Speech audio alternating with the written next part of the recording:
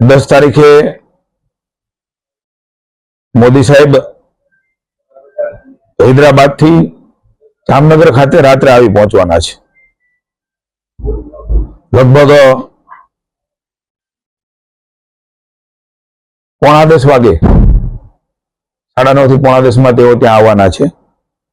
જામનગર વાસીઓને ગુજરાતને સ્વાભાવિક છે ઉમંગ હોય માનનીય મોદી સાહેબને રાજ્ય સરકાર માનનીય ભૂપેન્દ્રભાઈના નેતૃત્વમાં ચાલતી સરકાર અને હર્ષભાઈએ અમારા યુનિટ ભારતીય જનતા પાર્ટીનું જગદીશભાઈએ અને જામનગરના યુનિટે વિનંતી કરીને એમને સ્વીકારી કે સાહેબનું એક સ્વાગત પહેલી વખત એ ધરતી ઉપર પગ મૂકી રહ્યા છે ત્યારે એ જામ સાહેબની ધરતીમાં એમનું સ્વાગત પણ કરવામાં આવશે।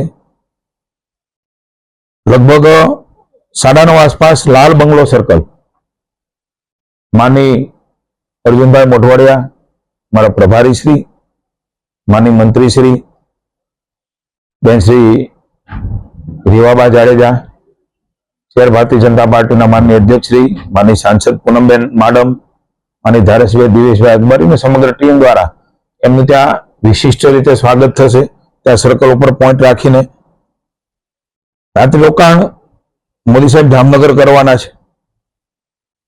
ત્યાંથી સીધા જ તેઓ ભગવાન સોમનાથની વિશ્વની આસ્થા અને શ્રદ્ધાનું કેન્દ્ર એવા ભગવાન સોમનાથના પવિત્ર આંગણની અંદર પધારી રહ્યા છે ત્યારે સોમનાથ વિરાસતના 75 વર્ષ મેં કહ્યું ને આઝાદી અને નરેન્દ્રભાઈનું સોમનાથમાં ગુજરાતમાં આગમન એ પણ વિશિષ્ટ છે। માની સરદાર સાહેબે આપણા ભગવાન સોમનાથના હમણાં આપણે જોયું છે કે સ્વાભિમાન પર્વ 1000 વર્ષ કે અતિક્રમણને આક્રાંતના 1000 વર્ષ છતાં પણ આસ્થા અને શ્રદ્ધાનું કેન્દ્ર અડીખમ રીતે ભગવાન સોમનાથ મહાદેવ એ ઉભા છે ત્યારે એ 75 વર્ષ થવા જઈ રહ્યા છે। એ 75 વર્ષની અમૃત મહોત્સવની ઉજવણી માટે માનનીય મોદી સાહેબ સોમનાથ વિરાસતના 75 વર્ષ સરદાર સાહેબનો સંકલ્પ આપણી આઝાદી પછી અને આપણે સૌ જાણીએ છીએ કે એમાં કોંગ્રેસના વડાપ્રધાન એમણે કેટલા બધા રોડા નાખ્યા અને એ વખતે એ સંકલ્પ એક અડીખમ લોખંડી મહાપુરુષ એ સરદાર સાહેબે લીધો અને એને યાદ કરીને મોદી સાહેબે અહીંયા વિશિષ્ટ રીતે સમગ્ર વિશ્વનું ધ્યાન ખેંચાય એ પ્રકારે આમ પણ આસ્થા અને શ્રદ્ધા પ્રથમ જ્યોતિર્લિંગ ઉપર સૌને છે। માનની મોદી સાહેબ તો આ ટ્રસ્ટના અધ્યક્ષ પણ છે। આપણા માટે વિશેષ આનંદની વાત છે માનની મોદી સાહેબે સોમનાથ એ પહોંચી જવાના છે। લગભગ 9:45 ની આસપાસ એ સોમનાથ હેલિપેડ ખાતે આવશે। સૌરાષ્ટ્રની માની જગદીશભાઈના નેતૃત્વમાં ભારતીય જનતા પાર્ટી યુનિટ માની ભૂપેન્દ્રભાઈના નેતૃત્વની સરકાર સમગ્ર સૌરાષ્ટ્રની જનતા એમને આવકારવા માટે થનગની રહી છે। 2 દિવસ પહેલા જ કમલમ ખાતે માની અનિરુદ્ધભાઈના અધ્યક્ષસ્થાને એક મિટિંગ મળી।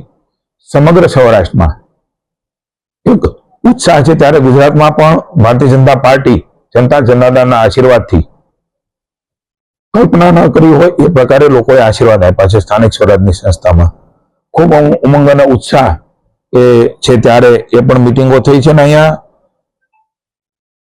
સાહેબનો રોડ શો એ પણ રાખવામાં આવ્યો છે।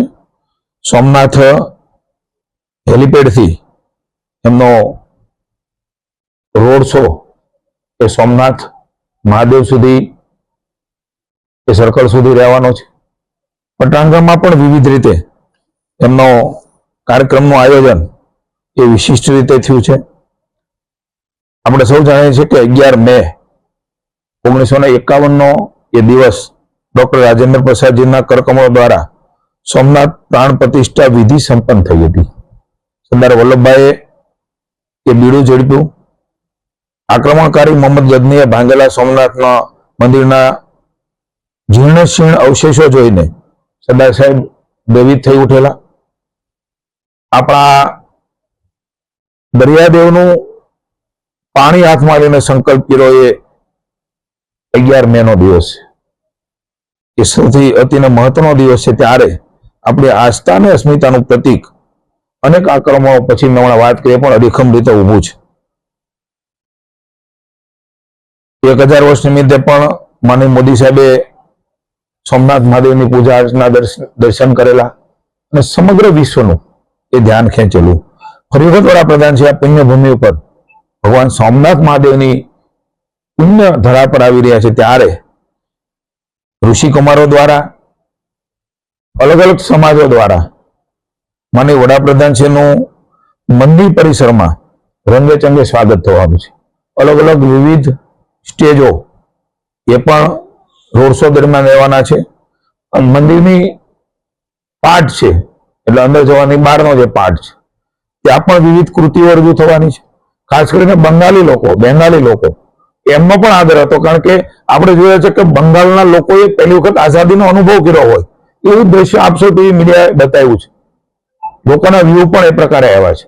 ત્યારે બેંગાલી લોકોએ પણ પોતાનું એક અમને સ્ટેજ આપો, અમારા સાહેબનું સ્વાગત કરવું છે, એ પ્રકારે રંગારંગ તેની વેશભૂષામાં એ લોકો પણ એક સ્ટેજમાં આવવાના છે.